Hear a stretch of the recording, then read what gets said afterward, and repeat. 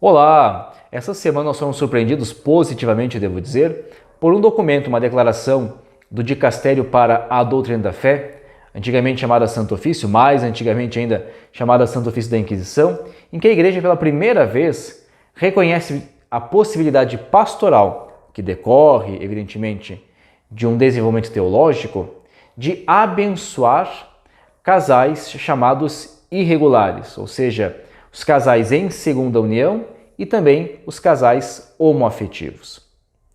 Esse texto ele tem uma nota introdutiva escrita pelo Cardeal Fernandes, que é o atual prefeito do Dicastério para a Doutrina da Fé, em que ele diz que o texto é um verdadeiro desenvolvimento daquilo que foi dito sobre as bênçãos no magistério e nos textos oficiais.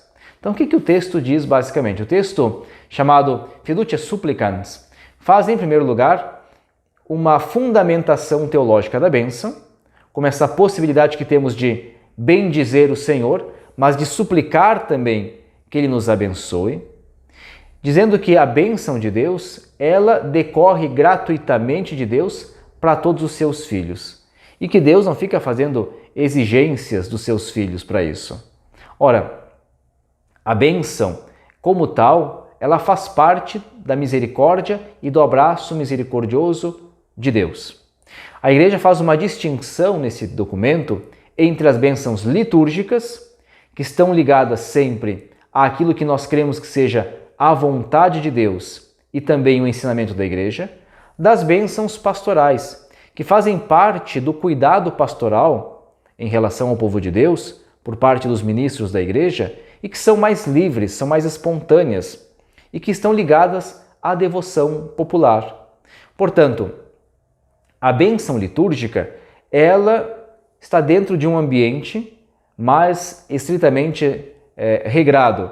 E a bênção mais pastoral e espontânea, ela tem mais liberdade de existir fora de certos ambientes, porque nós não podemos regrar tudo, até porque o Espírito Santo não pode ser engaiolado. Então, a bênção nupcial, por exemplo, está ligada ao sacramento do matrimônio e se aplica a um homem e uma mulher que estabeleceram entre si o vínculo matrimonial, que contraíram o matrimônio. Porém, existem outras possibilidades. E essas outras possibilidades, repito, mais espontâneas, se podem dar, sim, agora segundo o documento, a casais homoafetivos e também casais de segunda união. Eu gostaria de ler apenas 2 números do documento que são fundamentais para entendermos o que a Igreja hoje entende por isso e como é que nós chegamos a esse desenvolvimento teológico.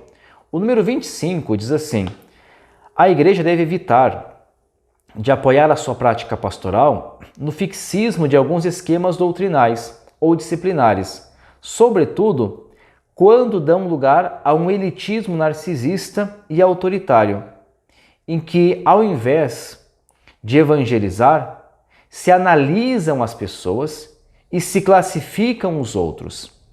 E ao invés de facilitar o acesso à graça, se consumam as energias em controlar.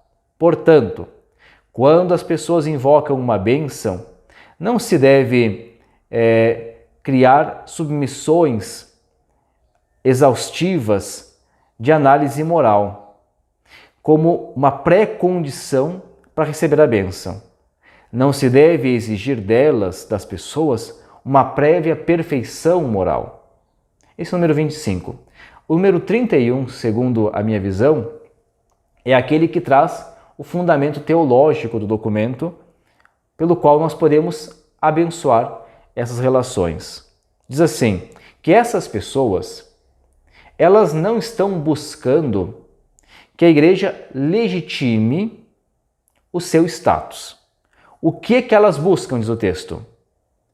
Mendigam que tudo aquilo de verdadeiro e bom e de humanamente válido que é presente nas suas vidas e nas suas relações seja investido, sanado e elevado pela presença do Espírito Santo. Em última análise, o que a Igreja está dizendo agora, nesse momento? Que não apenas as pessoas possuem nelas realidades verdadeiras, boas e humanamente válidas, mas que nas relações estabelecidas entre elas também existem realidades verdadeiras, boas e humanamente válidas. Quer dizer, há um reconhecimento que antes não existia. Esse reconhecimento está dizendo, ali, naquela relação, há algo de verdadeiro, há algo de bom, há algo de humanamente válido. E o que nós fazemos é abençoar essa relação para que seja investida, sanada e elevada pela presença do Espírito Santo. Graças a Deus nós temos nesse momento Francisco como nosso Papa, que também nos ajuda a fazer este desenvolvimento teológico para entendermos que onde há amor, há a presença de Deus.